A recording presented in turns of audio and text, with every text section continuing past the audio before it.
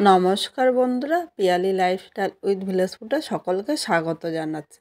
তোমাদের সাথে আজকে একটা বাঁধাকপি নিয়েছি। আর বাঁধাকপি অনেকে তো অনেক রকমভাবে রান্না করে, আজকে আমি খুব সহজভাবে রান্না করে দেখালাম। এখানে দেখো, প্রথমে বাঁধাকপির উপরে 3টে পাতা, 3 থেকে 4টে পাতা আমি ফেলে দিয়েছি, শুধু ভেতরের পাতাগুলো নেব। আর এই উপরের পাতাগুলো তোমরাও কিন্তু ফেলে দিও। এবার প্রথমে একটা পাত্র নিয়ে নিলাম, এর মধ্যে আমি জল দিয়ে দিলাম। এবার বাঁধাকপিটা নিয়ে নিলাম। বাঁধাকপিটা আমি 3-4 বার জল পাল্টিয়ে ধুয়ে নেব। ইচ্ছে করলে তোমরা কিন্তু এখন ধুয়ে নিতে পারো বা কাটার পরেও কিন্তু ধুয়ে নিতে পারো। এইভাবে আমি 3-4 বার বাঁধাকপিটা ধুয়ে নেব। এবার আমি বাঁধাকপিটা আমার কাটার সুবিধার জন্য প্রথমে আমি 4 পিস করে নিয়েছি। তারপর আমি একদম ছোট ছোট করে কেটে নেব। আর যতটা পারবে তোমরা কুচিয়ে নেবে। এইভাবে আমি পুরো বাঁধাকপিটাই কুচিয়ে নিচ্ছি। আমি পুরো বাঁধাকপিটাই কেটে নিয়েছি। বন্ধুরা, কড়াইটা বসিয়ে দিয়েছি। প্রথমে কড়াইয়ের মধ্যে আমি জল দিয়ে দিলাম। এবার এর মধ্যে কেটে রাখা বাঁধাকপিগুলো দিয়ে দিলাম। এখানে আমি আলু কেটে রেখেছি ডুমো ডুমো করে, এইভাবে কিন্তু তোমরা কেটে নিও। এর সাথে আমি আলুগুলোও দিয়ে দিলাম। পেঁয়াজটা আমি কেটে রেখেছিলাম, এর সাথে দিয়ে দিলাম।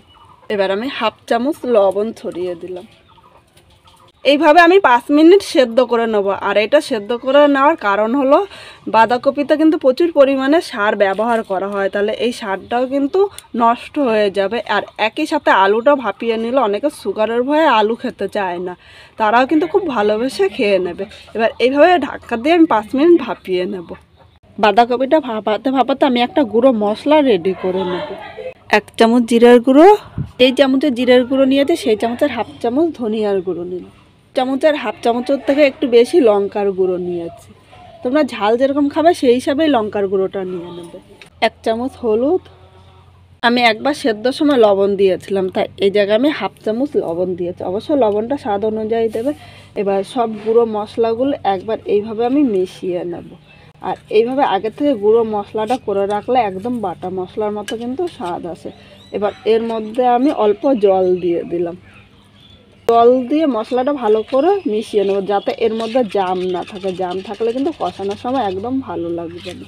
বন্ধুরা, এখানে মশলাটা মিশিয়ে রেখেছি। এইভাবে 3 মিনিট মশলাটা আমি এক সাইডে রেখে দিলাম। বন্ধুরা, বাঁধাকপি, আলু ও পেঁয়াজটা ভাপিয়ে নিয়েছি, এর থেকে কিন্তু আমি আর বেশি ভাপাবো না। এবার আমি বাঁধাকপিটা নামিয়ে নিলাম। এইভাবে আমি জল ছাড়িয়ে নিলাম। এখানে দেখো, 2 মিনিট রেখে দিলে কিন্তু বাঁধাকপি থেকে পুরো জলটা আলাদা হয়ে যাবে। এদিকে কড়াইটা আবার বসিয়ে দিয়েছি। এবার এর মধ্যে আমি 2 চামচ সর্ষের তেল দিয়ে দিলাম। তেলটা গরম হয়ে গিয়েছে। প্রথমে এখানে একটা তেজপাতা হাফ করে নিয়েছি, তেলের উপরে দিয়ে দিলাম। 2টো শুকনো লঙ্কা, এখানে লবঙ্গ, এলাচ ও দারচিনি নিয়েছি।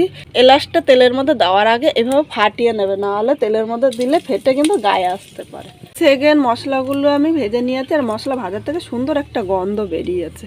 এবার এখানে দেখো, 1/2 চামচ আমি আদা বাটা দিয়ে দিলাম।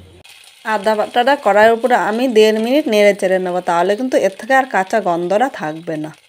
আদা বাটাটা 1.5 মিনিট কষিয়ে নিয়েছি। এবার এখানে যে গুঁড়ো মশলাটা রেডি করে রেখেছিলাম, গুঁড়ো মশলাটা দিয়ে দিলাম। বাটির গায়ে অনেকটাই মশলা লেগে আছে, তাই বাটিটা ধুয়ে সামান্য জল দিয়ে দিলাম। এর সাথে একটা টমেটো কুচি দিয়ে দিলাম। এই মশলাটা কষাতে কষাতে টমেটোটাও কিন্তু মশলার সাথে খুব সুন্দরভাবে মিশে যাবে। আর একই সাথে আমি মটরশুঁটি দিয়ে দিলাম। এখানে কিন্তু মটরশুঁটিটা আলাদা করে সেদ্ধ করার প্রয়োজন নেই। এবার সব কিছু নেড়ে চেড়ে মিশিয়ে আমি মশলাটা কষিয়ে নেব। এভাবে মশলাটা কষালে বাঁধাকপিটা খেতে কিন্তু দুর্দান্ত হবে। এখানে আমি 1 চামচেরও কম একটু চিনি দিয়ে দিলাম। কষানোর সময় একটু চিনি দিলে বাঁধাকপিটা খেতে কিন্তু দুর্দান্ত হবে, আর বাঁধাকপির কালারটা কিন্তু সুন্দর হবে। এবার মিডিয়াম আগুনে আমি মশলাটা 5 মিনিট কষিয়ে নেব। এখানে মশলাটা দানা দানা বেঁধে গিয়েছে, আর মশলা গায়ে থেকে কিন্তু তেল ছেড়ে দিয়েছে। এইভাবে মশলাটা কষালে বাঁধাকপিটা খেতে দুর্দান্ত লাগবে।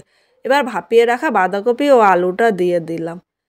এর মধ্যে 2টো কাঁচা লঙ্কা দিলাম। তোমরা ইচ্ছা করে লঙ্কাটা স্কিপও করতে পারো। এবার মশলার সাথে বাঁধাকপিটা নেড়ে চেড়ে মিশিয়ে নেব। আর বন্ধুরা, এখানে বাঁধাকপি আলুটা কিন্তু আলাদা করে ভাজার প্রয়োজন নেই, কারণ আমি আগে থেকে ভাপিয়ে নিয়েছিলাম। আর যতটা পারবো তোমাদের সাথে কম তেল মশলায় রান্না করে দেখাবো। এখানে মশলার সাথে বাঁধাকপিটা ভালো করে নেড়ে চেড়ে মিশিয়ে নিয়েছি। এবার মিডিয়াম আগুনে আমি ঢাকা দিয়ে 2 মিনিট রেখে দেবো। এখন কিন্তু আমি জল দেবো না, আজকে জল ছাড়া তোমাদের এই বাঁধাকপিটা রান্না করে দেখাবো। 2 মিনিট পর ঢাকনিটা তুলে নিয়েছি। বাঁধাকপির থেকে দেখো অনেকটাই কিন্তু জল বেরিয়েছে। আবারও বাঁধাকপিটা একটু নেড়ে চেড়ে নিলাম। এখন আরও 3 মিনিট এইভাবেই নেড়ে চেড়ে নেব মিডিয়াম আগুনে। বাঁধাকপিটা এখানে কিন্তু হয়ে গিয়েছে, আর এখানে আলুটাও কিন্তু সেদ্ধ হয়ে গিয়েছে, তাই আলাদা করে ভাজার বা সেদ্ধ করার প্রয়োজন হলো না। বাঁধাকপিটা 3 মিনিট নেড়ে চেড়ে নিয়েছি, আর এখানে দেখো খুব সুন্দরভাবে হয়ে গিয়েছে। তোমাদের যদি মনে হয় বাঁধাকপিটা একটু নরম হাতে, তাহলে এর উপর দিয়ে একটুখানি চালের গুঁড়ো ছড়িয়ে দিতে পারো। এখানে আমরা চালের গুঁড়ো ছড়িয়ে দেবো না। এবার এর উপর দিয়ে আমি একটু গরম মশলা দিয়ে দিলাম, আর 1 চামচ ঘি দিয়ে দিলাম। ঘি ও গরম মশলাটা মিশিয়ে নিলাম। নামানোর আগে একটুখানি ঘি কিন্তু দেওয়াই যায়, তোমরা যদি ঘি পছন্দ না করো তাহলে স্কিপ করতে পারো, কিন্তু একবার ঘি দিয়ে দেখতে পারো, খেতে কিন্তু দুর্দান্ত লাগে। এবার 1 মিনিট আমি স্ট্যান্ডিং টাইমে রেখে দিলাম। এবার একটা পাত্রের মধ্যে নামিয়ে নিলাম। আর আমার এই রেসিপিটা আজকে কীরকম লাগলো কমেন্ট করে জানাতে কিন্তু তোমরা ভুলো না।